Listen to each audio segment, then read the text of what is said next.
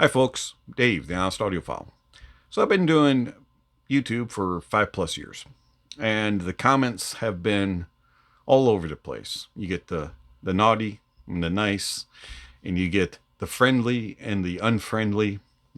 You get the constructive and the destructive, and you get helpful and not so helpful.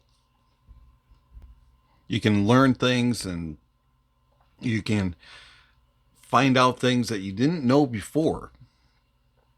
But lately in the comments, I was told some stuff that I hadn't heard in the 5 years I've been doing YouTube. And I'd like to talk about that just for a little bit. So I was told that I don't know what a Basshead is. I was also told I don't listen to Basshead music. And I also was told that since I'm not a Basshead, I shouldn't review Basshead products. So let's start first with my definition of what a Basshead is. And a Basshead is someone who likes bass to be at a max quantity with max quality. They don't want it to be forced or pushed or bloated or muddy or sloppy or uncontrolled or undefined. Now, Bassheads come in numerous varieties, all right? And you can have a Basshead who is more focused on the quantity only. They are focused on all of the mid bass and the getting all of the impact and the slam, the punch and the kick, and you have lots of texture and just lots and lots of quantity. Quality doesn't matter as much, and the other mids and treble are kind of on the back seat. It's all about the bass quantity. And then you get the ones that are more about the quality. They enjoy the details and the resolution, the texture, and all the nuances in the bass, and they're just drawn to that in the overall the control and the definition and the tone and timbre. All about the bass is what they are attracted to. Quantity is important, but it's not near as important as all the quality is. And then the way that I describe the Basshead, it's about having the maximum amount of quantity and the maximum amount of quantity, and how balanced they are, how organized it is, how cohesive it is, and how it plays along with the rest of the track with the mids and the treble, but yet it's still the focus, and it's very defined and controlled, and it just is the focus without being domineering. And then I was told I don't listen to Basshead tracks. Interesting.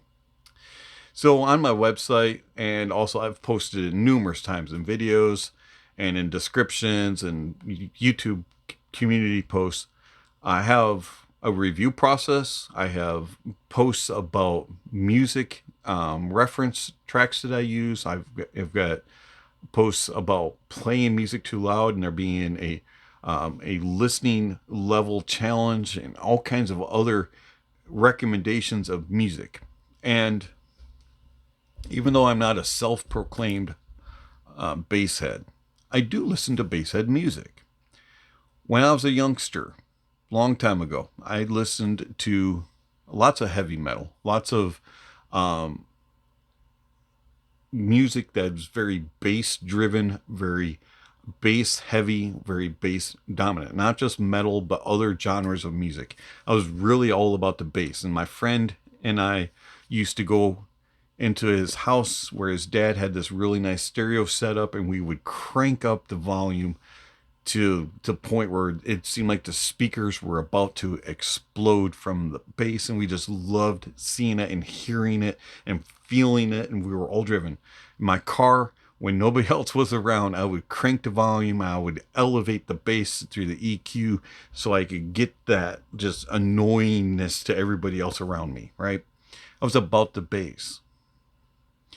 And over time, I've evolved as a listener. My preferences have changed. I've learned some things about music and all that type of stuff, right? And I've just changed. I'm not as drawn by the Basshead type of music, but I still love some of those tracks, some of those genres, some of those artists, and I listen to them. And I have playlists in my review process and some of those other posts in which those tracks are mentioned. If you are interested in some of the playlists, I can provide those to you. Send me an email, contact me through the comments, things like that. I can give you links to them. I think most of them are on Tidal, so that could be a problem for some who don't have Tidal. But I do listen to Basshead music. It's not my preference, and it's not something that I only listen to, but it is in my regular listening routine, especially when I'm reviewing a product. So, you're not a Basshead, so you shouldn't review Basshead products. Okay. So does that mean that a reviewer who's a Basshead shouldn't review products that are mid-focused, products that are treble-focused, products that are stage monitors, products that are reference gear, products that are neutral? Why is it accepted that other reviewers can review any type of genre of music and any type of product, but it's wrong for me? I'm not qualified to review Basshead product. I disagree with that completely. I think that a reviewer, an audiophile reviewer, or an audio reviewer should be able to review any genre of product, whether it be for bass heads, treble heads, mid-focused, neutral, whatever. They give your viewpoint. Alternative viewpoints are very important in order to be able to learn, in order to understand other aspects that may not be considered when being reviewed by a bass head or by a treble head. An alternative viewpoint isn't wrong. It should be accepted. Have an open mind about other opinions. Learn from them. Even if you disagree with it, you can still glean information. And there's a real problem when you're focusing on one genre of music when you're reviewing.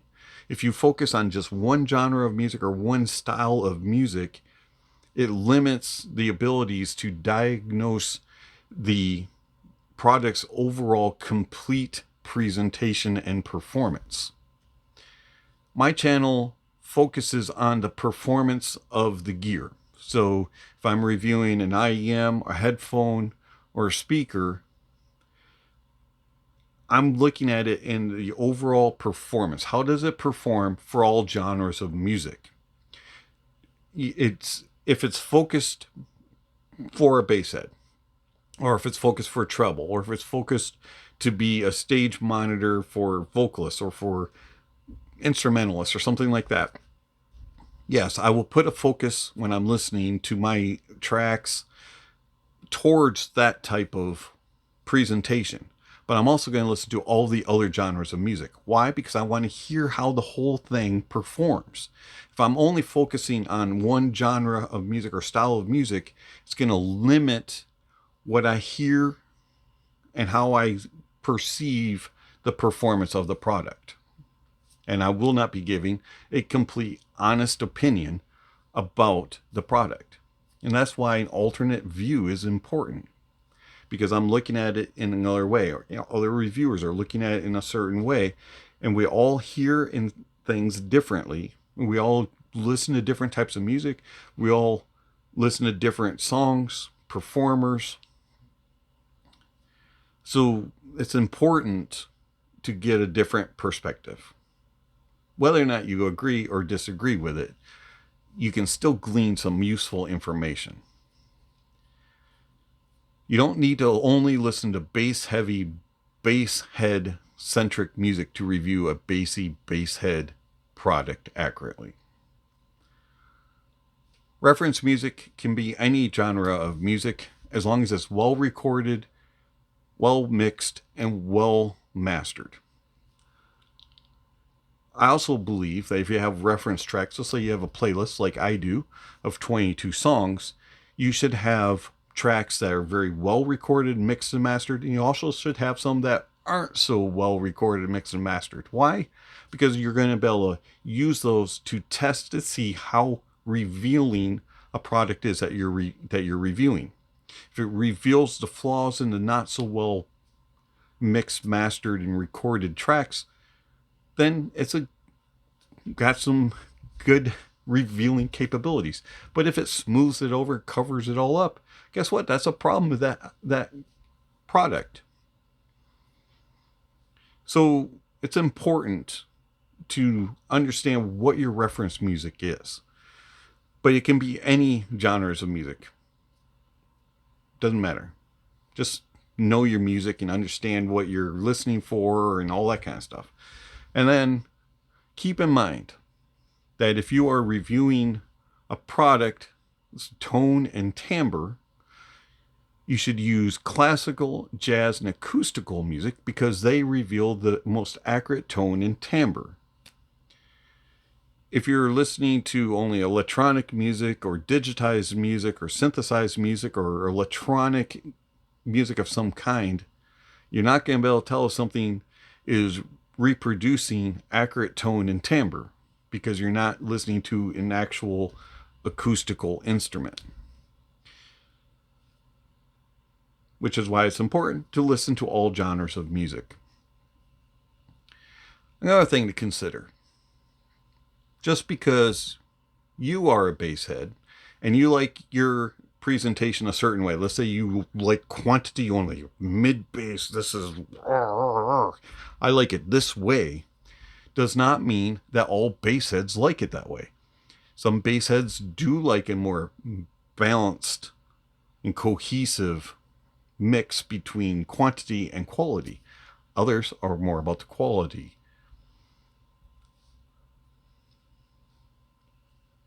I think that it's really important for reviewers to tell their viewers what their review process is. And this will really help to explain when situations like this happen. So if you understand the reviewer's review process, you will also understand what music they listen to, how they define things, what terms and definitions they have, how they apply that when reviewing. Okay, I got this term, this definition, and this is where I find it in the music. This is how I determine whether or not it has this, or this. If you understand their review process, their terms and definitions, when it comes up to, oh man, he's not a basshead, but he reviewed this basshead product and why did he say this, and this instead? His review process will tell you why, or their review process will tell you why.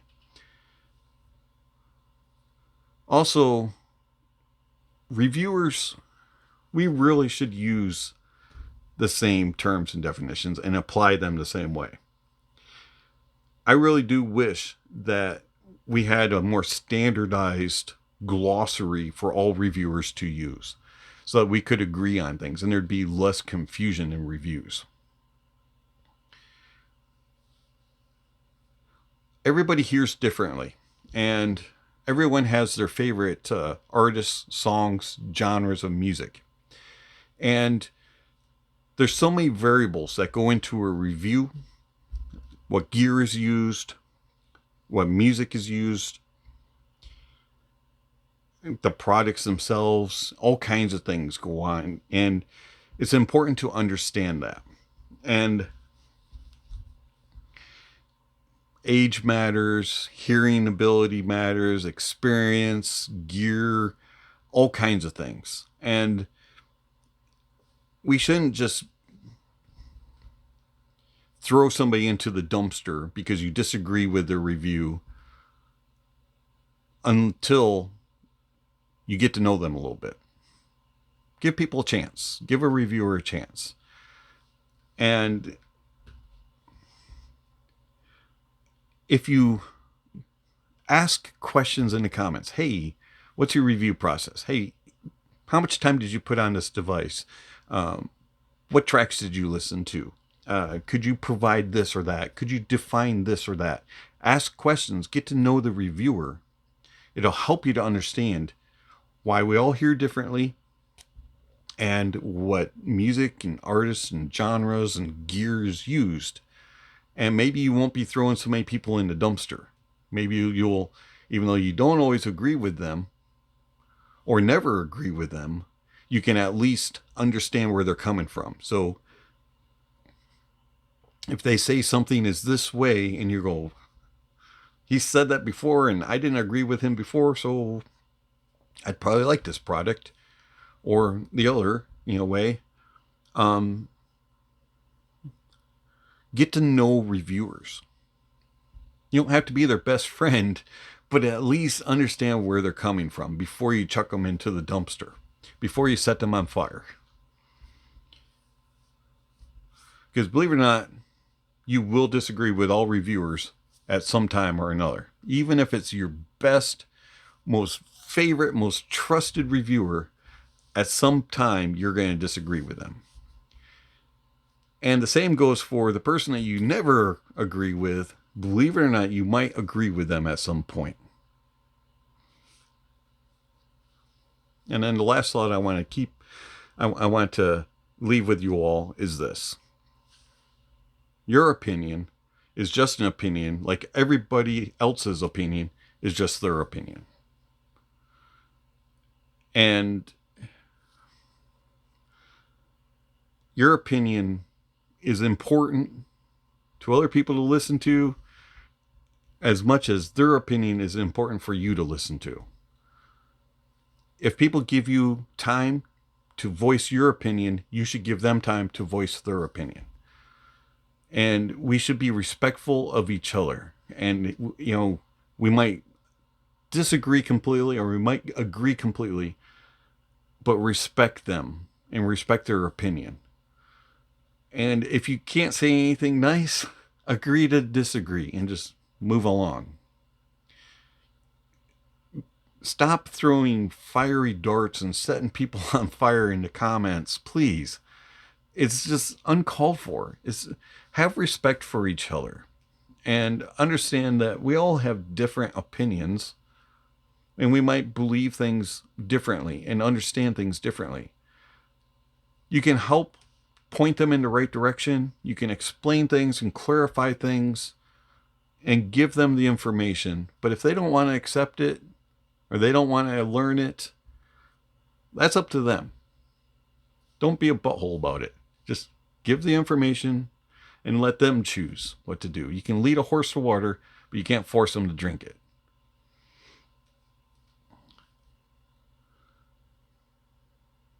Your opinion is just an opinion, like everybody else's opinion is just their opinion.